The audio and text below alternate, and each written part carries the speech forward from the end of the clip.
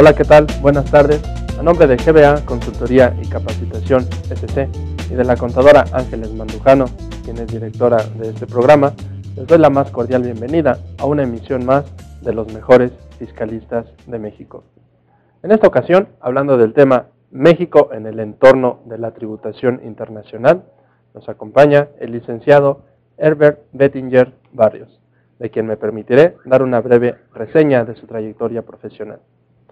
Es licenciado en Derecho por la Universidad Anáhuac. Cuenta con la especialización en Finanzas Públicas y estudios de maestría en la Facultad de Derecho de la Universidad Nacional Autónoma de México. Cuenta con la especialización en Amparo, Suprema Corte de Justicia de la Nación, en la International Tax Program de la Universidad de Harvard. Cuenta con la especialización en Doble Imposición Internacional y en Integración Empresarial en la Universidad del Sur de California. Cuenta con estudios en Finanzas Públicas en la Universidad del Sur de California. Es funcionario de la Secretaría de Hacienda y Crédito Público, funcionario de la Procuraduría Fiscal de la Federación y asesor del Gobierno de Jalisco para la reforma fiscal en el municipio de Guadalajara. Además, es asesor del Gobierno Federal en el diseño del Servicio de Administración Tributaria, asesor del Gobierno de Coahuila para la creación del Servicio de Administración Tributaria del Estado de Coahuila. Es autor de diversos estudios y libros sobre materia fiscal. Es socio de Mancera SC, integrante de Ernst & Young International. Coordinador en el Instituto Tecnológico Autónomo de México de los diplomados en Impuestos, Impuestos Internacionales con la Universidad de Duke y del Diplomado Automatizado en Impuestos. Cuenta con el Premio Nacional de Administración Pública en 1986 y Distinción Nacional de Capacitación en 1993. Los dejo en la conducción del programa con el contador público Francisco Cárdenas Guerrero. Gracias. ¿Qué tal, amigos? Muy buenas tardes. Bienvenidos a su programa Los Mejores Fiscalistas de México. Y como ya lo escuchamos, en esta tarde nos acompaña el doctor Herbert Bettinger Barrios, con quien nos da gusto platicar el tema México en el entorno de la tributación internacional. Herbert, bienvenido.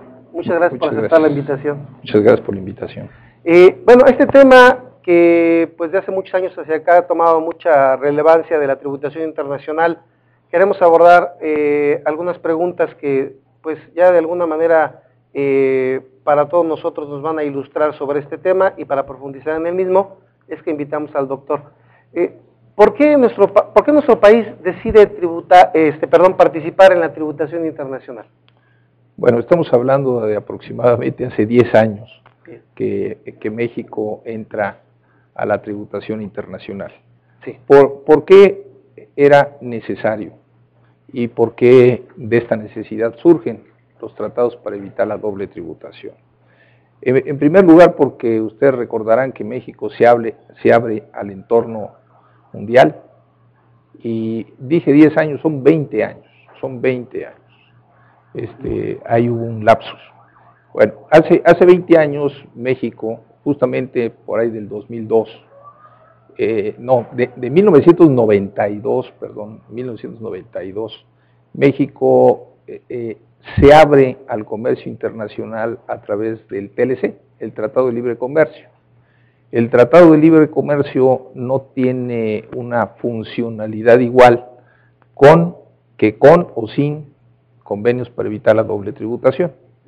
Entonces, al entrar nosotros con el TLC, con Estados Unidos y Canadá, era indispensable para tener toda la figura de la internacionalización de lo que viene siendo el TLC y los impuestos, participar también lo que es la parte tributaria en el mundo mundial. Vamos a decir, todos los tratados de libre comercio siempre van cobijados con un convenio para evitar la doble tributación, y México no se podía quedar atrás. Entonces, en 1992 se decide ya abrir la tributación al ámbito internacional. Anteriormente pues era doméstica, como también si hablamos de la materia aduanal, pues era doméstica, claro. Y al momento de que nosotros la liberamos, también se liberaron los impuestos. Era necesario para poder lograr, como les comenté, compaginar bien el Tratado de Libre Comercio con lo que viene siendo la materia tributaria.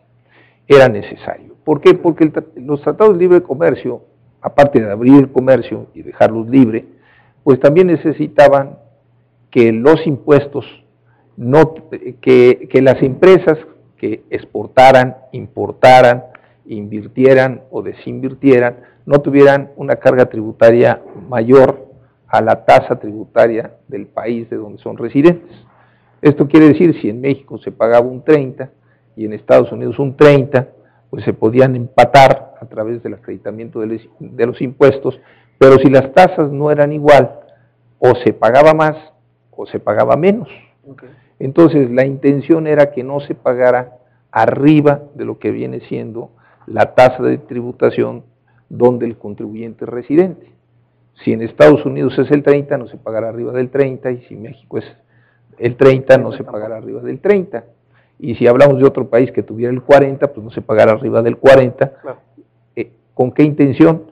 Evitar que los contribuyentes dejaran de importar, dejaran de exportar o dejaran de invertir.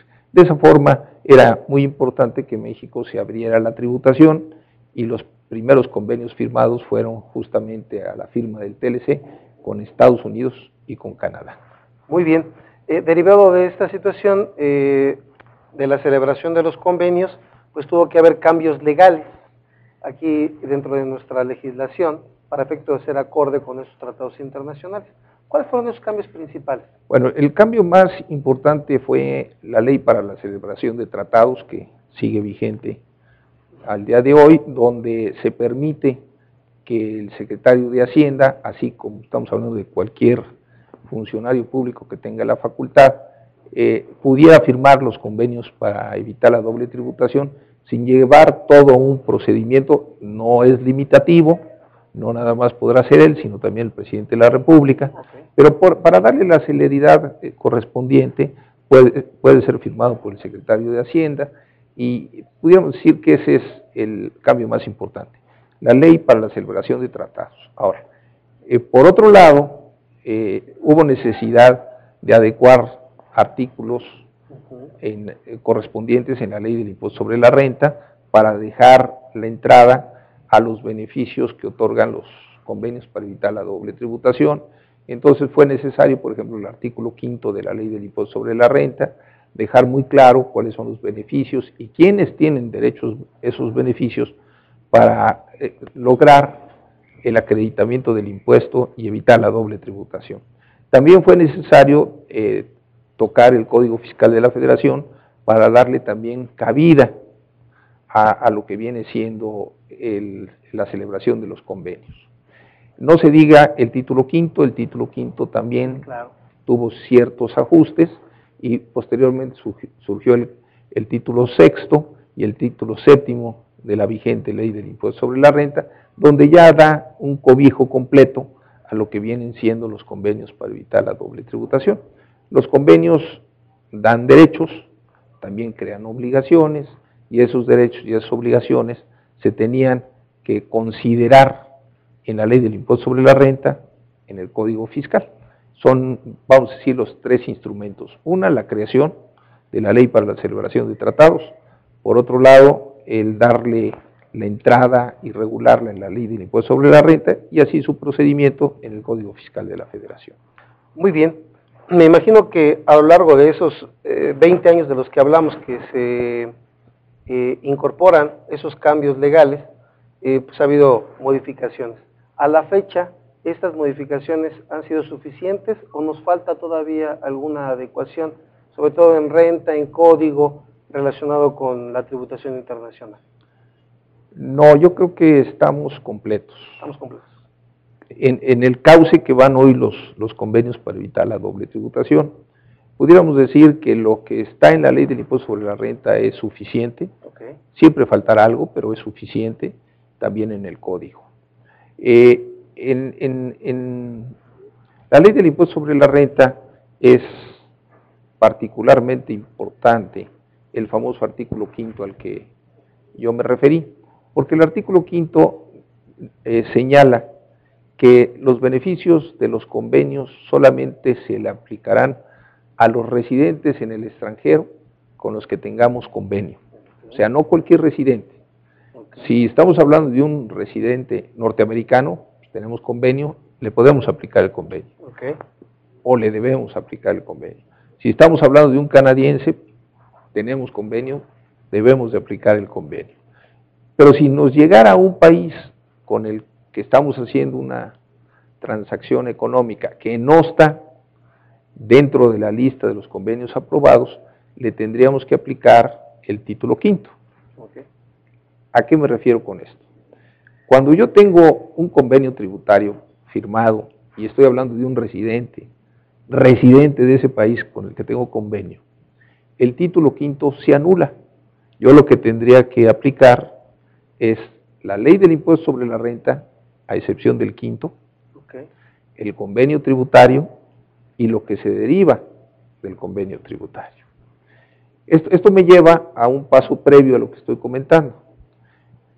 Las normas fiscales se clasifican en normas fiscales sustantivas y objetivas.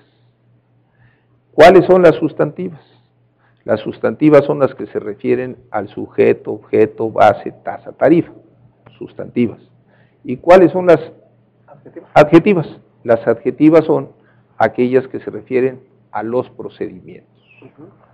Si nosotros observamos la redacción del artículo quinto, vamos a encontrar que los beneficios del convenio, como mencioné, se le aplican solamente a los residentes del país con el que tengo convenio. En cuanto a las normas sustantivas, ¿cuáles son las que mencioné? Sujeto, objeto, base, tasa, tarifa.